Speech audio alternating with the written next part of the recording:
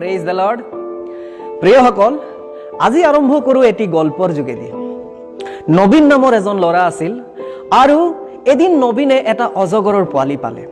অজগৰৰ পোৱালি আনি সি পুহিলে, তাক ট্ৰেইন কৰিলে আৰু ৰাস্তাই ঘাটে সি তাক প্ৰদৰ্শনৰ কাৰণে, খেল দেখাবৰ কাৰণে লৈ যায়। নবীনে যেতিয়াই কয় জমুৰা, তেতিয়া সেই সাপে খোপৰ পৰা ওলাই যায়। জমুৰা চেপ বুলি কয়, তেতিয়া অজগৰে তাক চাৰিওফালে মেৰিয়াই ধৰে আৰু চেপা নিচিনা ভাও জোৰে। নবীনেও খুব ধুনীয়াকৈ সাপে যেনেকুৱা তাক চেপি আছে তেনেধৰণৰ সি ভাও জোৰে আৰু খুব জোৰকে যেন সাপে চেপি আছে তেনেকুৱা সি ভাও জোৰে। আৰু মানুহে সেই খেল চাই বহুত আনন্দ পায়, বহুত ফূৰ্তি পায় আৰু তাক পইচা আগবঢ়ায়। যোনে যিমান মন কৰে আনন্দৰে তাক পইচা আগবঢ়ায়। এনেধৰণে নবীনে বহুত দিন সেই সাপৰ খেল দেখাই দেখাই উপাৰ্জন কৰি আছিলে। মানুহে আমোদ পায়, মানুহে আনন্দ পায়, তাক পইচা দিয়ে আৰু নবীন তেনেকুৱাই চলি আছিল। দিন বাগৰি গ'ল আৰু এদিন এটা দিন আহিল যেতিয়া নবীনে সেই একেই নিচিনাই খেল দেখাবলৈ ওলাই গ'ল। সেইদিনা নবীনে যেতিয়া ক'লে জমুৰা, তেতিয়া খোপৰ পৰা অজগৰ ওলাই আহিল। জমুৰা চেপ বুলি কোৱাৰ লগে লগে সিদিনাও আগৰ দিনাৰ নিচিনাই নবীনক অজগৰে মেৰিয়াই ধৰিলে। কিন্তু সাপেই হয়।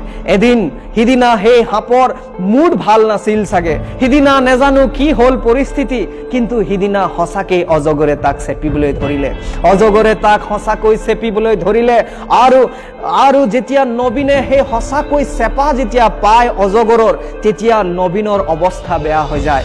নবীনে চাৰিওফালে চায় আৰু সহায় বিচাৰে, কিন্তু সিদিনা মানুহবিলাকে কয় যে আজিৰ খেল আৰু বেছি ভাল লাগিছে, আজিৰ খেল সঁচাই হৈছে যেন লাগি আছে, আৰু বেছি মানুহে আনন্দ কৰে। অজগৰে নবীনক চেপিবলৈ ধৰে। লাহে লাহে নবীনৰ চকু বাহিৰলৈ ওলাই, জিভা বাহিৰলৈ ওলাই আহিব ধৰে, কাণৰ পৰা তেজ ওলাই আহিবলৈ ধৰে, লাহে লাহে তাৰ হাডিবিলাক ভাঙিবলৈ ধৰে আৰু সি সহায় বিচাৰি থাকে, কিন্তু কোনোৱে সহায় কৰিব নোৱাৰে আৰু অৱশেষত নবীনৰ মৃত্যু হৈ যায়। প্ৰিয়সকল, নবীনৰ দৰে আমিও কিছুমান বেয়া বেয়া অভ্যাসবিলাক, বেয়া বেয়া আচৰণবিলাকক পুহি ৰাখিছো। এই বেয়া বেয়া অভ্যাসবিলাকে আমাক এণ্টাৰটেইন কৰি আছে। এই আচৰণবিলাকত আমি আমোদ পাই আছো, আমাক ভাল লাগি আছে। গালাতিয়া 5:19 কোৱা ধৰণৰ বিভিন্ন ধৰণৰ বেয়া বেয়া অভ্যাসবিলাক, বিভিন্ন ধৰণৰ পাপবিলাকক আমি পুহি ৰাখিছো। প্ৰিয়সকল, আমি ব্যভিচাৰ কৰি আছো, সকলো ধৰণৰ বেয়া বেয়া কামবিলাকক আমি কৰি আছো, সকলো ধৰণৰ বেয়া বেয়া বস্তুবিলাকক আমি সেৱন কৰি আছো। দিনে ৰাতি আমি ইণ্টাৰনেটত অশ্লীল ছবিবিলাকক চাই আছো, পিতৃ মাতৃক সেৱা জ্ঞান কৰি আছো, তেওঁলোকক তিৰস্কাৰ কৰি আছো, বেয়া সংগতিবিলাকৰ লগত থাকি আৰু নেজানো কি কি ঘিনলগীয়া কাম কাৰ্যবিলাকক আমি কৰি আছো। কিন্তু মজাৰ কথা এয়া যে এই কামবিলাক কৰি আমি আনন্দও পাই আছো, আমাৰ ভাল লাগে, এবাৰ কৰিলে আমাৰ মন নভৰে, আমি বাৰম্বাৰ এই পাপবিলাকক কৰি আছো। কিন্তু এদিন আমাৰ এই বেয়া বেয়া আচৰণবিলাকে, আমাৰ এই পাপবিলাকে আমাক চেপি ধৰিব, আমাৰ এই পাপবিলাকে আমাক মাৰি পেলাব। গণনা পুস্তক 32:23 কোৱা ধৰণে আপোনাৰ পাপে আপোনাক ধৰিব, your sin will find you out। উপদেশক 11:9 কোৱা ধৰণে ঈশ্বৰে আমাৰ এই সকলো বিষয়বিলাকৰ কাৰণে আমাক বিচাৰৰ ঠাইলৈ নিব। সেয়ে প্ৰিয়সকল, সময় থাকোতে আপুনি সলনি হৈ লওক, সময় থাকোতে আপোনাৰ এই পাপময় আচৰণবিলাকক আপুনি পৰিত্যাগ কৰক।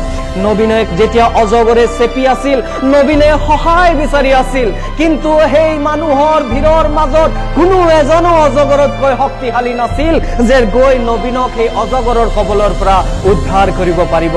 কিন্তু প্ৰিয়সকল, আপোনাৰ কাৰণে ভাল কথা এয়া, আপোনাৰ কাৰণে সুখবৰ এয়া যে আপোনাৰ কাৰণে এনে এজন আছে যিজন সকলো পাপৰ শক্তিতকৈ অধিক শক্তিশালী, আৰু সেইজন হৈছে প্ৰভু যীশু খ্ৰীষ্ট।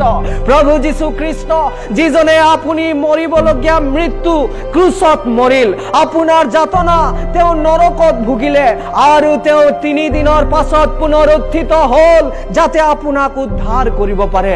সেই প্ৰভু যীশুক আজি আপুনি আপোনাৰ প্ৰভু, আপোনাৰ ত্ৰাণকৰ্তা হিচাপে গ্ৰহণ কৰি লওক।